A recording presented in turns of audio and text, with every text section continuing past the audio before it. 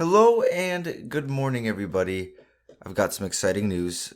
I'm officially about to hit the road for Seattle, and I cannot be any more thrilled for this change of scenery, change of lifestyle, change of coasts. I'll be stopping at a I'll be stopping at a few neat places along the way, including but not limited to Lake Erie, my family and friends in Minnesota, and Yellowstone. I am moving into a studio apartment, which is pretty small, not at all that spacious. And at first it worried me, but I've packed nearly like 85% of everything I'll be taking, and I haven't even filled the trunk yet, so I think I'll be okay. Oh, and my mother planned us a family vacation in Portugal for a special birthday this November, or for her special birthday. I've dreamt of spending time there, and I'm just so excited. I do have another true crime related story that occurred to me last week that I might share with you in a bit here. But enough about me for now. Today is all about not getting away with murder. This is the mysterious disappearance of Jana or Jana. I never really know how to pronounce names. Jana Koklich. My name is Eli, and this is Murder in the Morning.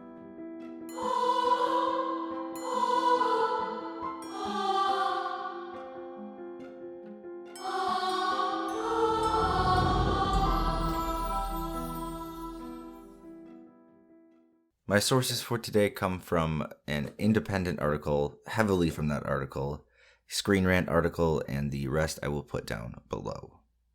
As of late, my goal has been to focus on cases that haven't been covered as much, cases that seem even solvable even decades later, or even current missing persons cases, or even just generally frustrating ideas like locked up cannabis prisoners. But today I wanted to dive back into just a classic story.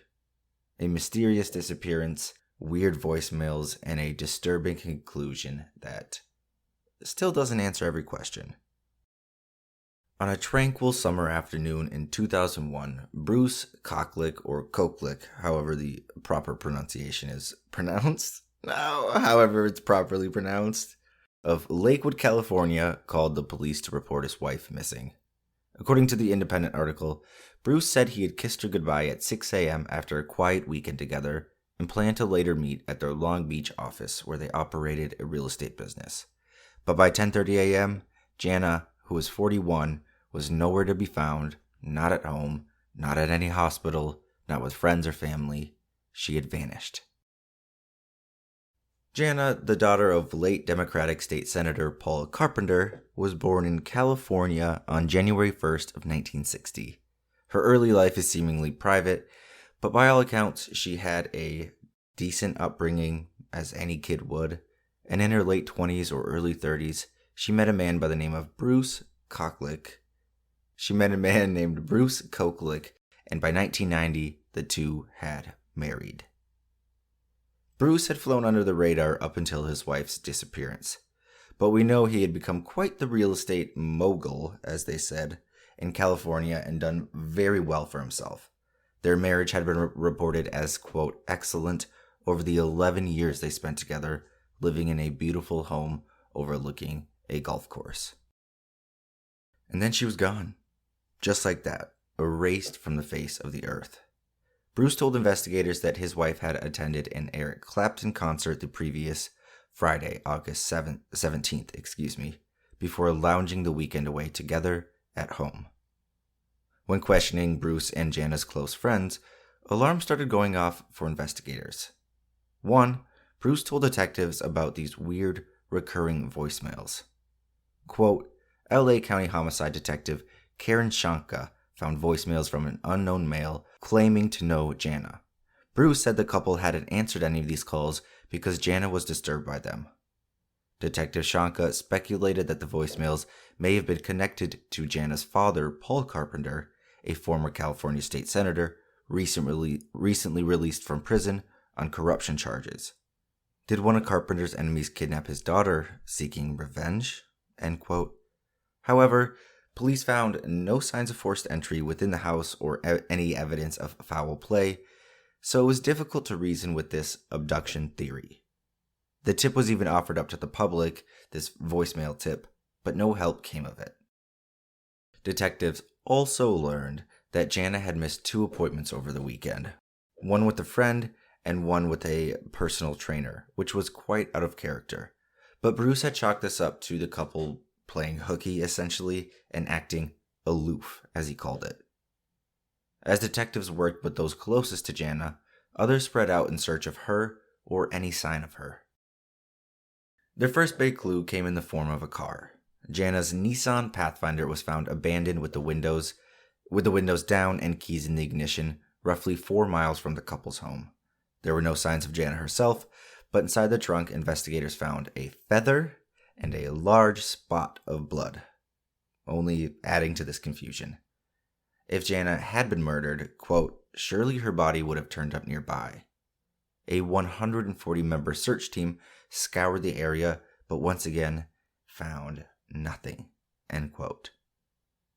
One such volunteer searcher was businessman Chris Botozan, currently helping the couple launch a software program for their business.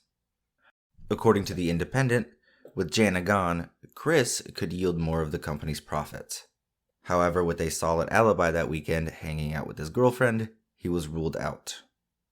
Now, with no body, nor any real blatant suspect, investigators broadened their horizons.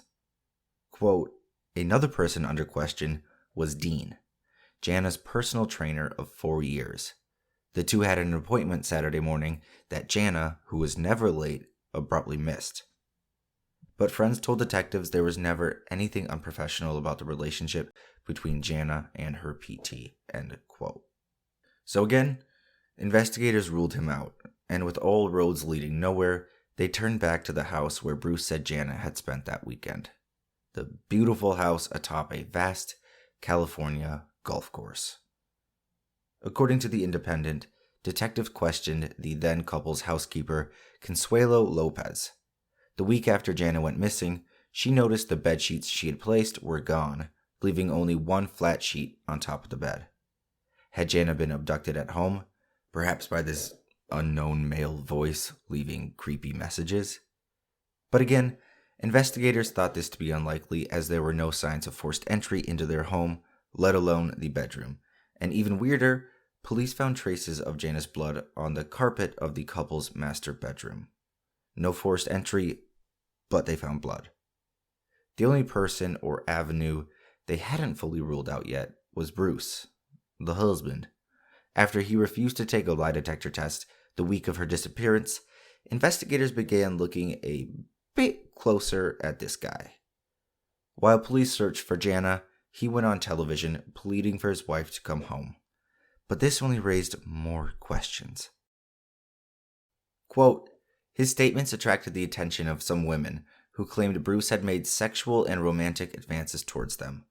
A neighbor had even said she received a note on her windshield from Bruce shortly after Jana went missing, which read, quote, would your granddaughter be willing to go out with me?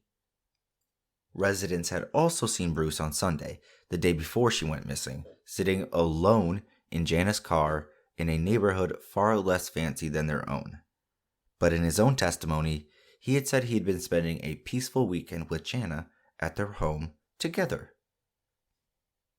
Police wondered if Bruce purposely left this Nissan Pathfinder with the windows down and the keys in the ignition 4 miles away, hoping someone would steal it and take the blame for him. So they started treating her disappearance as a possible homicide, end quote. Looking at this case through a new lens, police learned that Jana had a $1 million life insurance policy, and that their marriage was in fact struggling, and that a recent adoption attempt had fallen through. Detectives speculated that Bruce had dreams of becoming even wealthier and more successful, but Jana stood in the way. So he concocted a plan to murder his wife. According to Screen Rant, in the past 200 years, only 576 no-body cases have gone to trial. According to the New York Post, 86% of these no-body cases that go to trial result in a conviction. The higher than average conviction rate could be related to the higher threshold of evidence when the most obvious proof of murder is missing. Jana, she was still missing, but investigators felt it was time to go after her now presumed killer. Quote, Bruce was charged with Jana's death and the trial began February 18th of 2003. Prosecutors had to prove that Bruce had financial motive that led to her disappearance. The jury deliberated for 6 days but ended in a 7-5 deadlock and was declared a mistrial.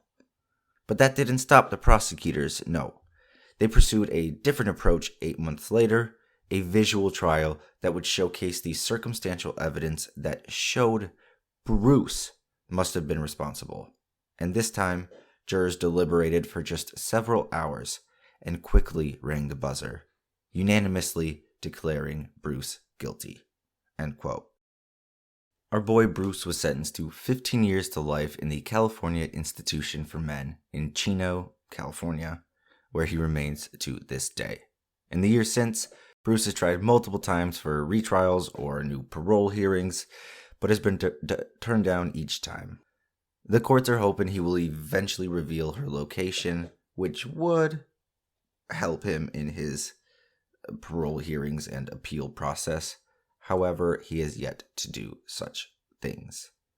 Quote, Koklich was denied parole in 2018, 2020, 2021, and 2023.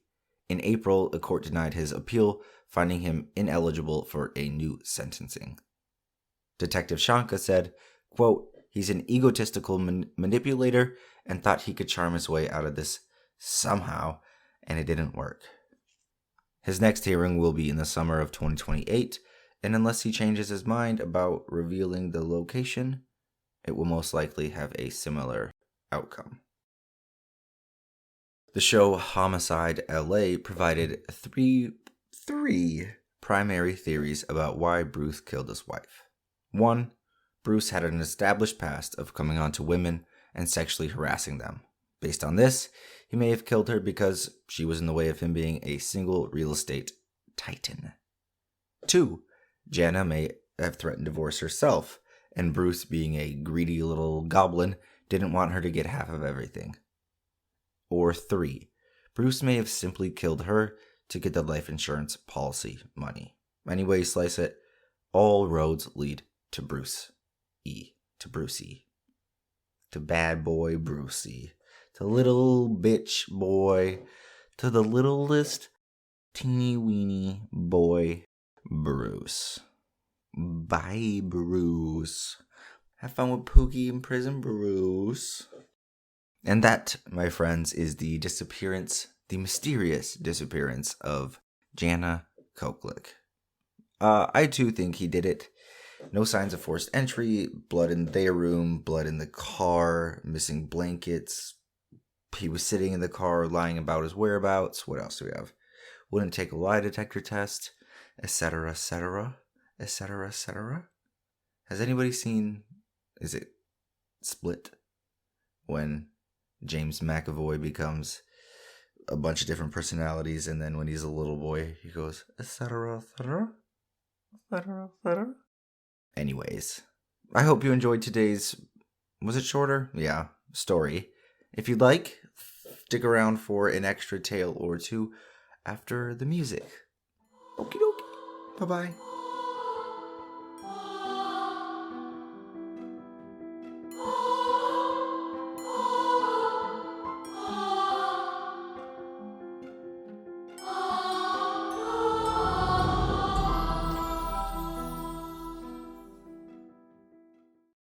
Hello again, my beauties. This story is, it sounds like it's straight out of a movie. Maybe it will be. Titled, Arrest Made in Killing of Detroit Neurosurgeon, who was shot and then dragged naked to an attic crawlspace by Casey Baker and Nicole Acosta. Quote, Beloved Detroit neurosurgeon Dr. Devin Hoover was found dead on April 23rd of 2023 in the stately home he loved so much. On Wednesday, August 7th, Wayne County Prosecutor Kim L. Worthy announced at a press conference that Desmond Burks has been charged with first-degree premeditated murder, possession of a firearm by a felon, larceny of over $20,000, and other related criminal offenses. It's unclear if he has entered a plea or retained an attorney to speak on his behalf. The charges are related to the murder of Dr. Devin Hoover, 53, whose body was found in the attic crawl space of his $1.2 million home on April 23rd. Hoover was shot twice in the head and was then dragged face down to the attic, according to an autopsy report previously obtained by the Detroit Free Press. He was found only wearing socks and wrapped in a blood-soaked carpet. Officers found his body after his family asked police to perform a welfare check when he failed to show up to see his dying mother in Indiana, according to Worthy. An autopsy completed by the Wayne County ME's office determined that Hoover's death was caused by the gunshot wounds and ruled his death a homicide. According to Worthy, an analysis of Hoover's cell phone showed about 4,000 text messages with the number attributed to Burks, who had also lived in Detroit. The messages showed that the two were in a, quote, intimate relationship with one another, and on occasion, Burks would, quote, charge Hoover for sexual services, said Worthy. Detroit Police Chief James White previously said that police believed Hoover knew his assailant, but did not provide additional details about the nature of their relationship. On the day of Hoover's murder, his cell phone traveled from his address to the area of Desmond's home. The cell phone appears to return to Hoover's home for a short period of time and then travels back to the area of Desmond's home before pinging at Fairlane Mall in Dearborn, Michigan. Worthy claimed Hoover's phone never returned back to his home. In addition to the cell phone, Hoover's wallet, money, credit cards, and 2 designer watches worth thousands of dollars were missing from his home. In the days following his murder, Worthy said that there were multiple fraudulent financial transactions from his bank accounts. During separate searches of properties connected to Burks, authorities recovered Hoover's 2 watches, one of which he bought the day before he was killed. Worthy also said that Hoover's white Range Rover, which was found with blood inside and blocking his driveway the day before his body was discovered, was allegedly also linked to Burks. According to Worthy, a man believed to be Burks, who walked with a limp, was seen on surveillance footage parking Hoover's car and carrying a backpack on the day Hoover was killed. Burks' fingerprint was also allegedly found inside the car. According to Worthy, Burks is currently being held in the Wayne County Jail on a $1 million bond and is expected to be arraigned on Thursday, August 8th. End quote. What a guy. Well, that's all I've written. That's all I've got for you wonderful people today. Next time I see you, I will be in Seattle, most likely, unless something absolutely terrible happens along the way. But wish me luck. I'm so excited. Okay. Okie dokie. Bye-bye. Love you.